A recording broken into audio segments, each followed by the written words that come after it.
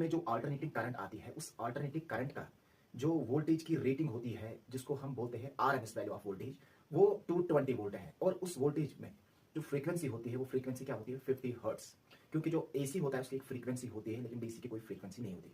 हमसे पूछा जा रहा है कि हमें एग्जाम में ऐसे पूछे जाएंगे क्वेश्चंस कि आप बताओ कि जो इंस्टेंटेनियस वोल्टेज की इक्वेशन होगी वो क्या होगी।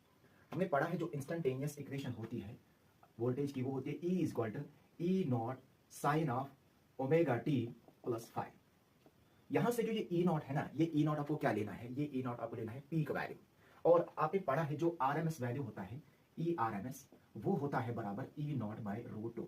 लेकिन जो आरएमएस वैल्यू है ना आपको वो गिवन है, क्योंकि जो वोल्टेज की रेटिंग है वो है 220 वोल्ट। तो जो ई आरएमएस का वैल्यू है ई आरएमएस वो बराबर है 220 वोल्ट, और जो फ्रीक्वेंसी है वो गिवन है 50 हर्ट्ज। तो हमें निकालना है इस वोल्ट इंस्टेंटेनियस वोल्टेज की इक्वेशन। तो सबसे पहले हम क्या करेंगे, यहां से निकालेंगे, हम यहां पे ये पुट करेंगे तो 220 is equal to E naught by root two. यहां से अगर हम ई नॉट निकालेंगे तो वो आएगा 220 इंटू रूट टू। तो अब ये वैल्यू यहाँ पे सब्स्टिट्यूट करेंगे। तो यहाँ पे जो वोल्टेज की इक्वेशन है E is equal to E naught sine of omega T plus five.